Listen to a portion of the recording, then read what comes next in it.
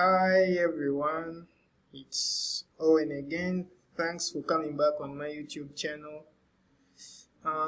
Here to take you through another project called Balex Company project, my second project this time. But thank you for coming back on my channel.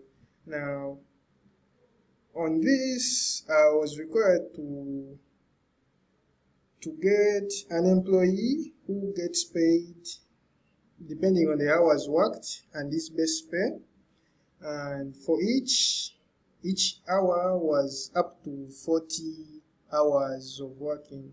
And secondly, I had to consider every hour over 40 hours, and for those workers who could do extra hours over the 40 hours were supposed to get an overtime of their base pay and the 1.5% allowance. Now the best pay, I'm also required that the best pay is, and by this, the best pay of the worker is not supposed to be lower than the minimum wage, which is $8 an hour. If it's less than, then I need to print an error. And finally, if the numbers of worked for by the worker are over 60%, over 60 hours, it's supposed to print an error message. Yeah, so that's it. Now let me take you through. Yeah, that's it. So now let me take you through the code line by line. Yeah, let's go. Now from here, from the package, from this statement of the package com.mycompany.belexcompanyproject2,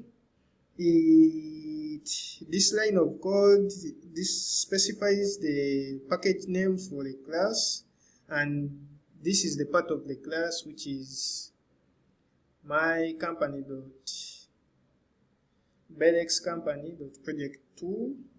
Yeah. Now for here, this was the author.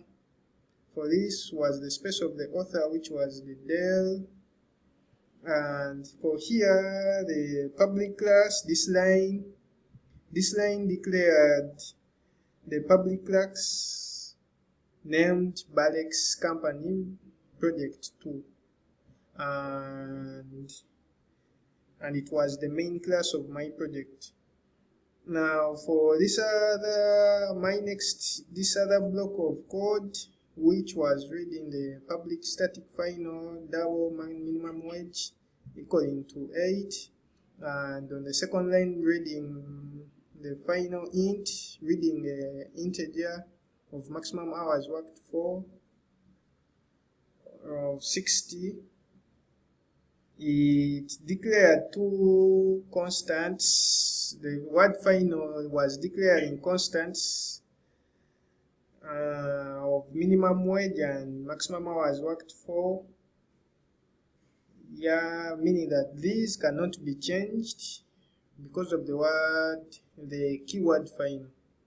Now for this other statement of public static void, calculate the pay, double base pay, and also the int, the hours worked for. And here I concluded with the total pay. This line of code, this block declared that the public static method called the calculate pay that takes two parameters of the base pay. Sorry. And for the base pay representing a double of the payment of the Now the base pay per hour and the hours worked for being an integer representing the hours worked for by the worker. Now for this other block of code, this checks if the base pay is less than the minimum wage, and this block prints error. The base pay must be at least these dollars. We concatenate it with the minimum wage and also being concatenated with the number of hours per hour with the wage per hour, and meaning that it returns from the method and effectively executes by terminating this return, meaning that it effectively terminates the execution of the method. Now for this other block of code here, to check if the hours worked for exceed the maximum, was reading for the hours worked for, and it had to print a result of the employee cannot work more than the numbers of hours per week, then being concatenated with the hours worked for per week, and it had to return and terminate the method after being executed. This from there, my next block of code here, they calculate the regular pay per overtime. It